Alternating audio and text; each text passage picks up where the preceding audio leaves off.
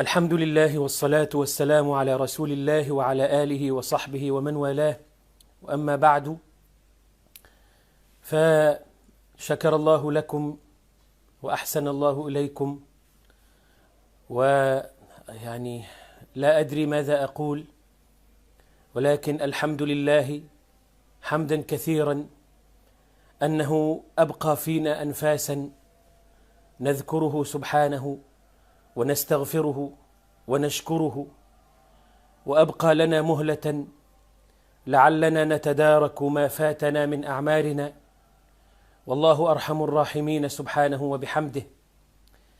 يعني أصعب شيء في الدنيا أن تستيقظ من نومك على وفاة أخ أو حبيب أو صديق لك، وأصعب منه أن تستيقظ من نومك على خبر موتك. شيء عجيب فعلا وصعب على النفس جدا، إنك تصحى تلاقي الناس باعتين لك على تليفونك أنت البقاء لله، وتلاقي أحبابك وإخوانك يتصلون بك وهم يبكون، وبمجرد ما يسمعوا صوتك يسجدون لله شكرا وهم معاك على التليفون. يعني سبحان الله، هذه العناوين اللي بتكون يعني أحيانا فيها نوع من الاستفزاز لمشاعر الناس على قسوتها، لكن بتفوق الإنسان كتير وبتحسسه باللي حواليه وتشعره بنعمة الله عز وجل. الواحد افتكر الربيع بن خثيم رحمه الله لما كان عامل لنفسه حفرة في قبره، وكان يدخل الحفرة ديت وينام فيها ويبدأ يقول: رب ارجعون رب ارجعون لعلي أعمل صالحا فيما تركت. وبعدين يخرج من الأمنية، يخرج من القبر ويقول لنفسه: ها أنت يا نفس في الأمنية فاعملي، أديك رجعت تاني من قبرك اهو، أديك موجودة، اعملي. يتذكر الإنسان الفضيل بن عياض رحمه الله لما سأل رجلا: كم أتى عليك يعني من السنين؟ قال: 60 سنة. قال: أنت منذ 60 سنة تسير إلى ربك عز وجل، يوشك أن تبلغ. فقال الرجل: إنا لله وإنا إليه راجعون. قال الفضيل: أتعرف تفسيره؟ تقول: أنا لله راجع، ومن علم أنه لله راجع فليعلم أنه موقوف، ومن علم أنه موقوف فليعلم أنه مسؤول، ومن علم أنه مسؤول فليعد للسؤال جوابا. فقال الرجل: فما الحيلة؟ قال: يسيرة. قال: ما هي؟ قال: تحسن فيما بقي يغفر لك ما مضى، فإنك إن أسأت فيما بقي أخذت بما مضى وما بقي.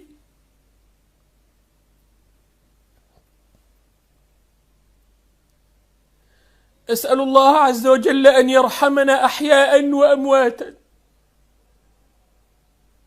من رحمة الله عز وجل بالعبد أن يجد من يترحم عليه بعد موته.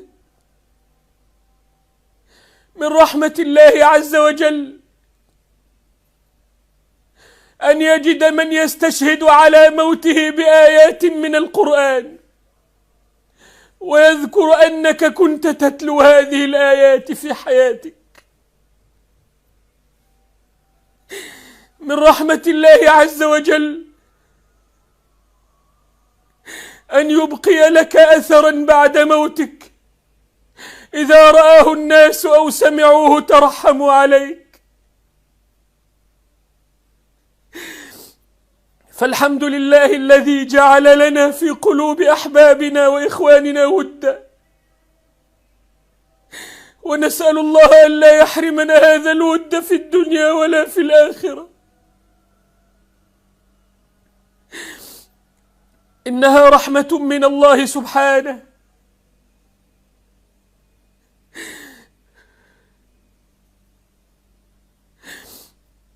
نسأل الله أن يرحمنا وأن يتوب علينا وأن يغفر لنا. فعلا يا إخواني ويا أخواتي حاجة تخليك تفوق وترجع وتراجع نفسك. قالوا إنك مت، تصحى من نومك الناس يقولوا رحم الله أخانا ورحم الله فلانا وصاحبنا والشيخ الفلاني والداعية الفلاني رحمه الله، وتقرأ هذا بنفسك ولا تزال أنفاسك تتردد في جوفك. إنها تذكرة، إنها موعظة، إنها إشارة. رغم أن الإنسان ممكن يعتب على بعض إخوانه في اختيار عناوين المقاطع والفيديوهات، لكن في نفس الوقت نشكره لأنه أيقظ الإنسان من غفلة، ولأنه خلى الإنسان يفتكر فعلا اللحظة دي.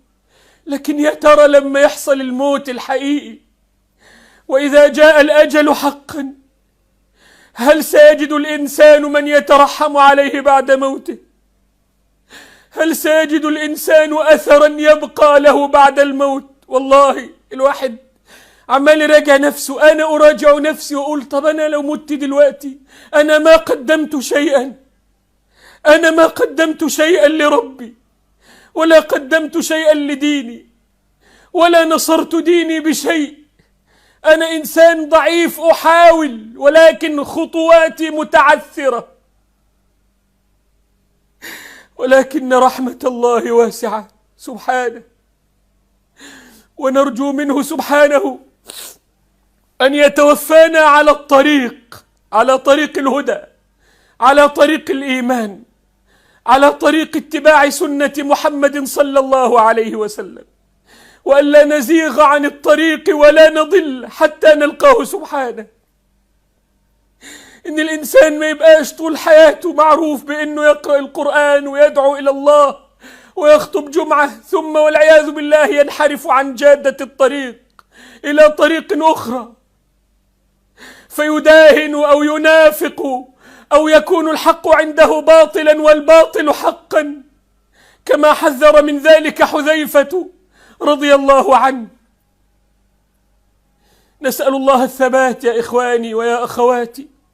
إنها موعظة للجميع، ليست لي وحدي، إنها تذكرة. فجأة يقولوا فلان مات، يا ترى فلان ده لما يموت وفلانة دي لما تموت حالها إيه مع ربنا؟ فلان لما يقال إنه مات هو ما صلاش أصلا لا مغرب ولا عشاء ونام وفجأة مات. فلانة لما يقولوا إنها ماتت وهي بغير حجاب وبقيت على غير حجاب حتى ماتت وما سمعتش نصيحة اللي حواليها. إنها موعظة وتذكرة، والحمد لله أخوكم بخير، ولكن الموت حق وليس بعيدا عن أحد. وإنما استيقظنا من الموتة الصغرى لنسمع خبر الموتة الكبرى. وإذا مات ابن آدم قامت قيامته. وربنا عز وجل يقول، سبحان الله، كنا لسه بنقرأ الآية دي أمس: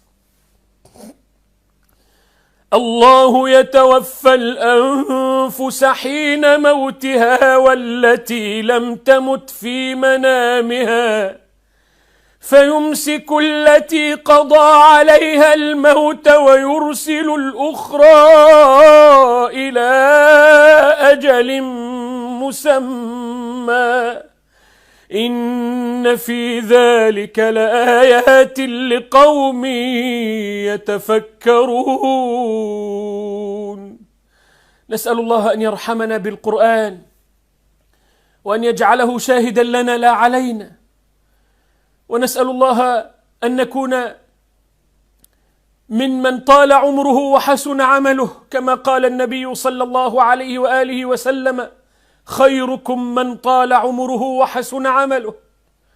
ونسأل الله أن تكون جنائزنا صالحة، وقد قال النبي صلى الله عليه وسلم: إذا وضعت الجنازة واحتملها الناس أو الرجال على أعناقهم فإن كانت صالحة قالت قدموني، وإن كانت غير ذلك قالت يا ويلها أين يذهبون بها. يسمع صوتها كل شيء إلا الإنسان، إلا ابن آدم، ولو سمعها الإنسان صعق.